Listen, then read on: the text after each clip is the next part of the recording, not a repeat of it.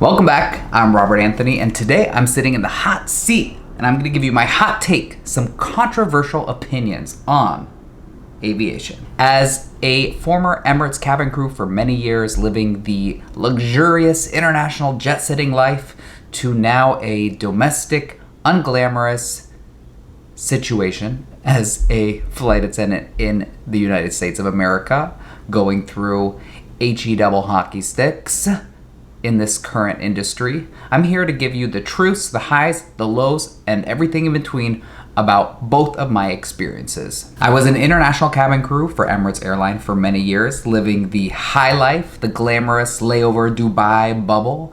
And then I came to the US and I continued working in aviation as a flight attendant here for Alaska Airlines.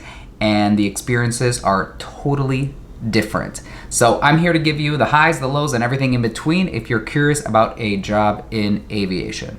All right, so the phone is going. So today, my hot take is aviation is a cult.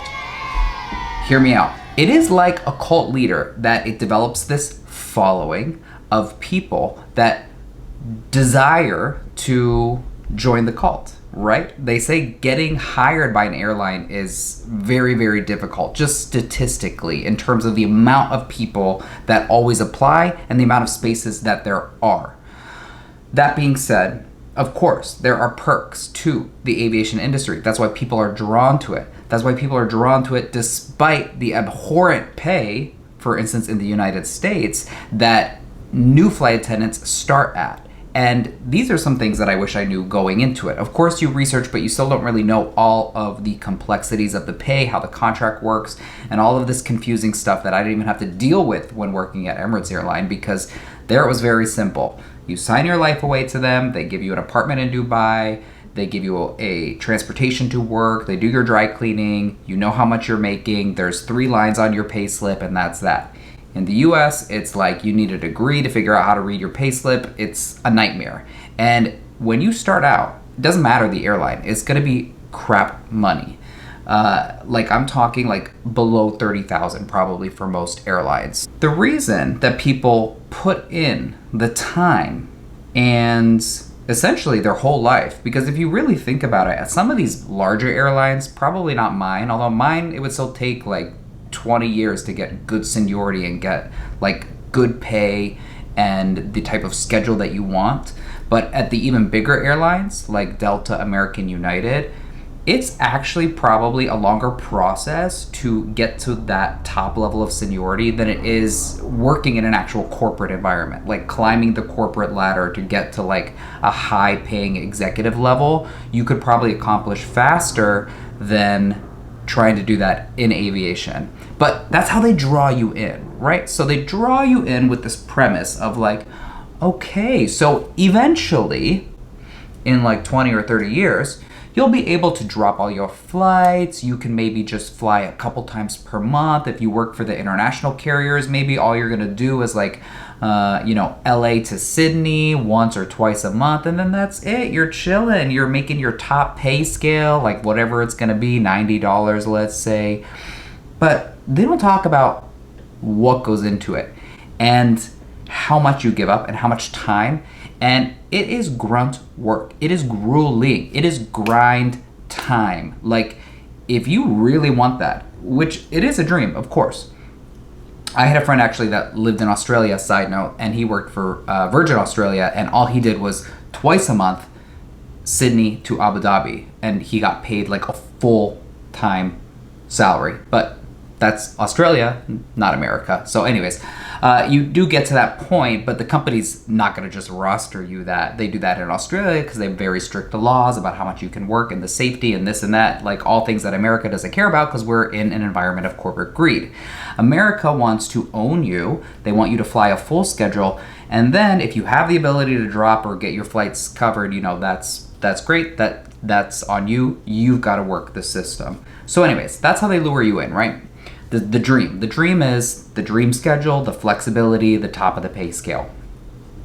And obviously, for any level, any seniority level, it's the flight benefits. That's the main reason people go to work at the airlines. I don't know. There are some people I meet every now and then that they're just like, usually their faces are like this. I love my job. I love the people and it's just so great. And you think like maybe they're missing some marbles?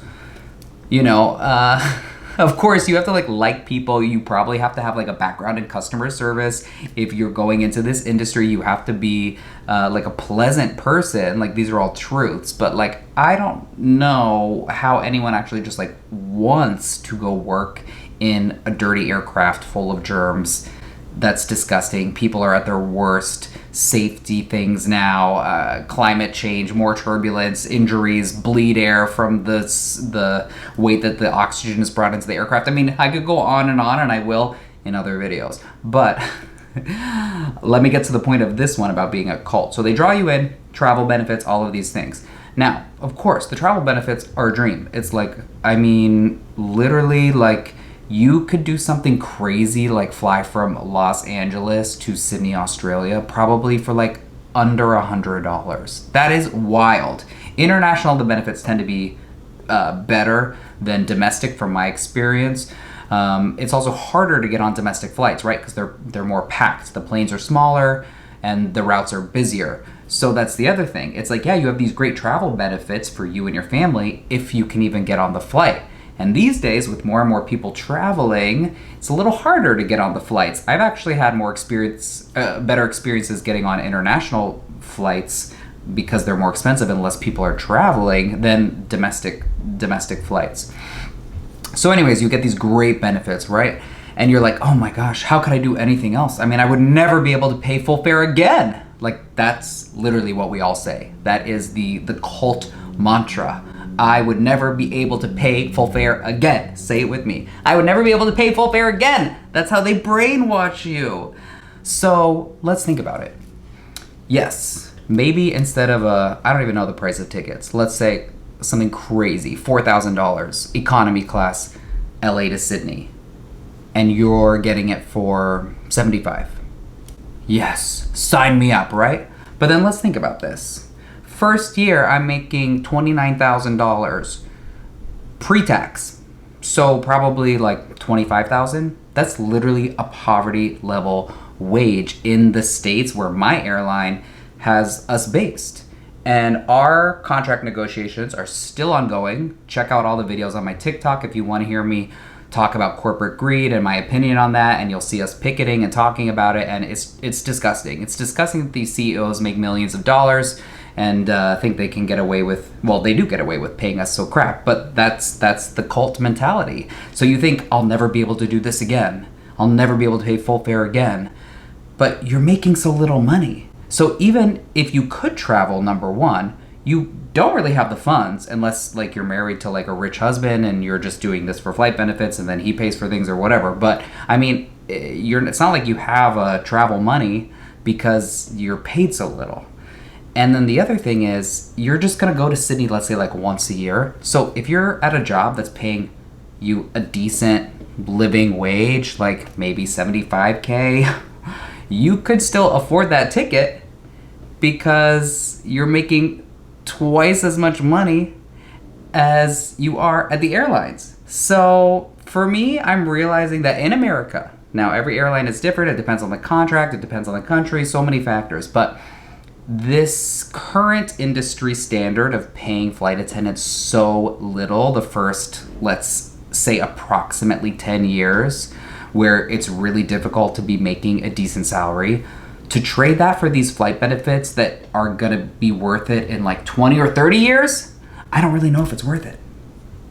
I think it's a cult. I think you're like brainwashed, and like once you leave, you might be like, oh, I can do other things that I enjoy and make so much more money and then pay full fare for a ticket and not have to be stressed about getting on standby. So that's my thought. Maybe I'll leave the cult and let you know.